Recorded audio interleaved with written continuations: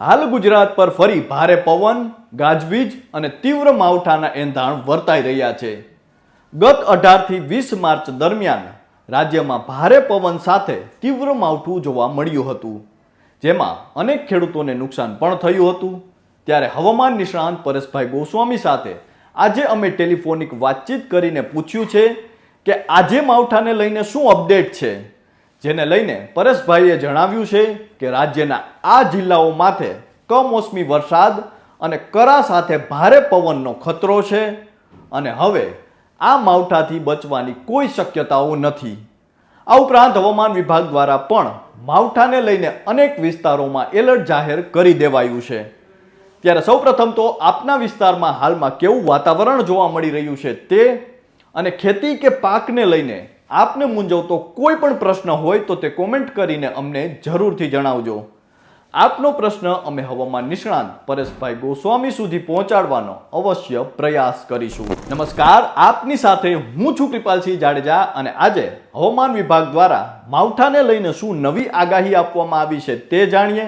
તે પહેલા આજે અમે હવામાન નિષ્ણાંત પરેશભાઈ ગોસ્વામી સાથે ટેલિફોનિક વાતચીત કરી છે અને જેમાં તેમણે રાજ્યના કયા જિલ્લાઓમાં ભારે કમોસમી વરસાદની સંભાવના વ્યક્ત કરી છે તે જાણીએ. વાત ગુજરાતી પર.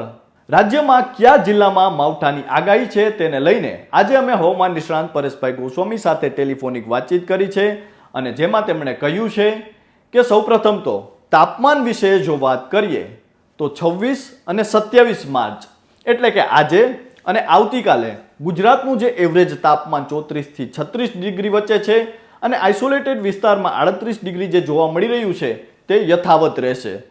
28 તારીખથી એટલે કે પરમ દિવસથી આપણે માવઠાને કારણે તાપમાનમાં ધીરે ધીરે 2 થી 3 ડિગ્રીનો ઘટાડો થશે અને અમુક વિસ્તારોમાં તો 5 ડિગ્રી સુધી તાપમાન નીચું આવી જશે. અને માવઠાને લઈને જો વાત કરીએ તો આપણે અગાઉ જે રીતે કહ્યું હતું કે 28 થી 30 માર્ચ દરમિયાન માવઠાનો જે વરસાદ થવાનો છે એ જે વેસ્ટર્ન ડિસ્ટર્બન્સની વાત કરી હતી તે વેસ્ટર્ન ડિસ્ટર્બન્સ પણ આવી રહ્યું છે. એટલે કે હવે આપણે એટલું ચોક્કસથી કહી શકીએ કે જે ઘણા સમયથી આપણે આગાહી આપતા હતા તે હવે ફાઇનલ છે. હવે આ માવઠાથી બચવાના આપણે કોઈ ચાન્સ નથી અને આ માવઠાની અંદર થંડરસ્ટ્રોમ એક્ટિવિટી થશે એટલે કે ગાજવીજ અને ભારે પવન પણ હશે. લગભગ એવરેજ 40 થી 50 કિલોમીટર પ્રતિ કલાકની ઝડપે પવન ફૂંકાશે. હા, જો કે દરેક જગ્યાએ પવન સાથે માવઠું નહીં હોય, પરંતુ જેટલા વિસ્તારોની અંદર માવઠું હશે તેમાંથી 40 થી 50% વિસ્તારોમાં પવન સાથે માવઠું થાય તેવી શક્યતાઓ છે. આ ઉપરાંત કયા જિલ્લાઓમાં આ માવઠાની અસર થવાની છે તેને લઈને પરેશભાઈએ જણાવ્યું છે કે સમગ્ર કચ્છ જિલ્લો અને શરૂઆત પણ કચ્છથી જ થશે. સૌરાષ્ટ્રમાં જો વાત કરવા જઈએ તો દ્વારકા, જામનગર, પોરબંદર, રાજકોટ, જૂનાગઢ અને ગીર સોમનાથમાં અસર વધારે થશે. ત્યારબાદ રાજકોટ, સુરેન્દ્રનગર, મોરબીમાં પણ તીવ્રતા હશે, પણ પશ્ચિમ સૌરાષ્ટ્ર કરતાં થોડી ઓછી હશે. ઉત્તર ગુજરાતની જો વાત કરીએ તો ઉત્તર ગુજરાતમાં વાવ, થરાદ, બનાસકાંઠા અને પાટણ જિલ્લામાં થોડી તીવ્રતા વધારે હશે. તે સિવાય મહેસાણા, સાબરકાંઠા અને અરવલ્લીમાં થોડી ઓછી અસર થશે. આ ઉપરાંત મધ્ય ગુજરાતની જો વાત કરીએ તો અમદાવાદ, ગાંધીનગર, વિરમગામ, આણંદ, નડિયાદ, વડોદરા, મધ્યપ્રદેશ બોર્ડર લાગુ વિસ્તારોમાં સામાન્ય શક્યતાઓ છે, ત્યાં કોઈ હેવી શક્યતાઓ નથી. તો આ તો હતી હવામાન નિષ્ણાંત પરેશભાઈ ગોસ્વામીની આગાહી. હવે હવામાન વિભાગની આગાહી વિશે જો વાત કરીએ તો હવામાન વિભાગની નવી આગાહી અનુસાર 29 માર્ચથી 31 માર્ચ દરમિયાન ગુજરાતના કેટલાક વિસ્તારોમાં ફરી કમોસમી વરસાદની શક્યતાઓ છે. આ વરસાદ કચ્છ, બનાસકાંઠા, પાટણ, સાબરકાંઠા, અરવલ્લી, મહીસાગર અને દાહોદ જેવા જિલ્લાઓમાં થવાની સંભાવનાઓ છે, જેના પગલે ખેડૂતોમાં પોતાના ઊભા પાકને નુકસાન થવાનો ભય ફરીથી સેવાઈ રહ્યો છે.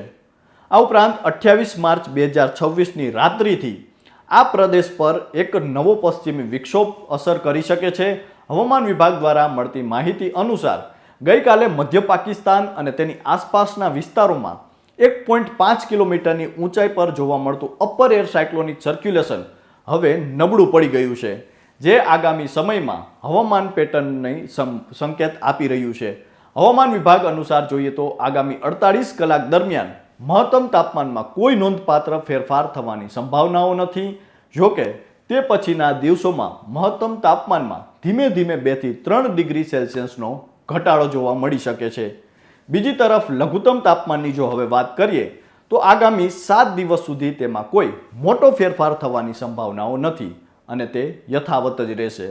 29 થી 31 માર્ચ દરમિયાન બનાસકાંઠા, પાટણ, સાબરકાંઠા, અરવલ્લી, દાહોદ, મહીસાગર અને કચ્છ સહિતના જિલ્લાઓમાં છૂટાછવાયા વિસ્તારોમાં ગાજવીજ સાથે હળવા મધ્યમ કમોસમી વરસાદની શક્યતા હવામાન વિભાગ દ્વારા વ્યક્ત કરવામાં આવી છે. તો આ તો હતી હવામાન નિષ્ણાંત પરેશભાઈ ગોસ્વામીની આગાહી, હવામાન વિભાગની આગાહી. અને તેમની આગાહી મુજબ જોઈએ તો 28 તારીખથી જ રાજ્યમાં કમોસમી વરસાદ છે તેની શક્યતાઓ વ્યક્ત કરવામાં આવી છે. હવામાન વિભાગ દ્વારા જણાવવામાં આવ્યું છે કે 28 તારીખ રાત્રિથી જ રાજ્યના અનેક વિસ્તારોમાં આ કમોસમી માવઠાની અસર છે જોવા મળી શકે છે.